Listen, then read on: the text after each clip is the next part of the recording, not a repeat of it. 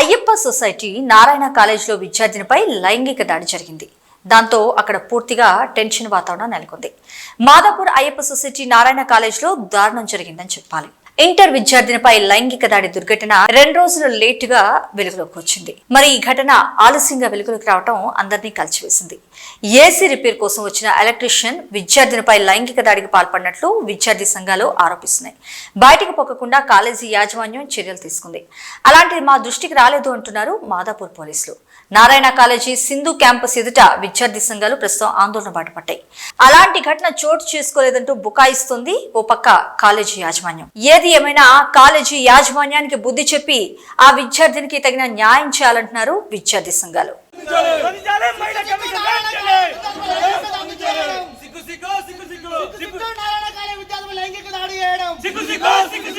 నారాయణ కాలేజీలో మైనర్ బాలికపై AC technician లైంగిక దాడి చేయడము.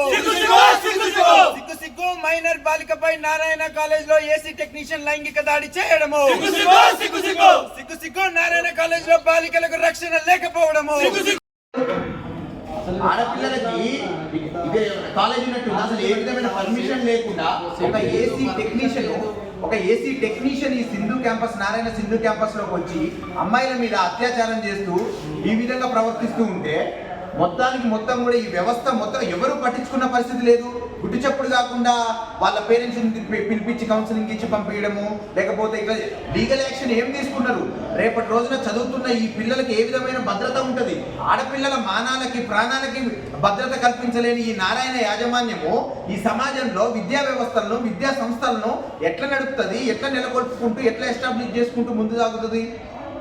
దీని మీద విమెన్ కమిషన్ కావచ్చు, తెలంగాణ రాష్ట్ర ముఖ్యమంత్రి గారు వీళ్ళందరూ కూడా స్పందించాలి. ఈ క్యాంపస్ లో జరిగినటువంటి ఆ ఏసీ టెక్నీషియన్ ఎవరైతే అత్యాచారానికి పాల్పడ్డాడో ఒక అమ్మాయి మీద, మైనర్ బాలిక మీద ఏదైతే జరిగిందో దీని మీద ఎవరు కూడా ఈరోజు ఇందులో ప్రిన్సిపల్ సీట్ లో కానీ ఏజీఎం స్థానంలో కానీ ఎవరు కూడా లేకుండా అంతా కాలేజ్ అంతా కూడా ఖాళీ అయిపోయింది. ఎవరు అధికారులు ఎవరు లేరు.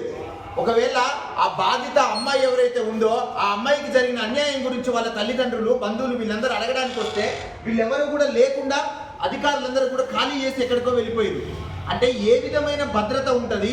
లక్షల కొద్ది ఫీజులు కట్టించుకొని ఒక 4th గ్రేడ్ ఎంప్లాయీ అంటే ఒక ఏసీ టెక్నీషియన్ వచ్చి ఒక అమ్మాయి మీద అత్యాచారానికి అట్లా పాల్పడితే కనీసం భద్రత లేకుండా ఈ నారాయణ కాలేజ్లో మళ్ళీ గర్ల్స్ క్యాంపస్లో ఒక ఏసీ టెక్నీషియన్ వచ్చి ఆ విధంగా చేస్తే ఏ విధమైన భరోసా ఉంటుంది? ఏ విధమైన ధైర్యం ఉంటుంది? ఆడపిల్లల ప్రాణాలకి మానాలకి వేటికి విలువ లేకుండా కేవలం విద్యా వ్యాపారానికి మాత్రమే వీళ్ళు ప్రియారిటీ ఇస్తున్నారు తప్ప మిగతా విషయాలు ఏవి కూడా పట్టించుకోవట్లేదు. కనీసం ఇక్కడ ప్రిన్సిపల్ మేడం లేదు. అసలు ఏం జరిగింది?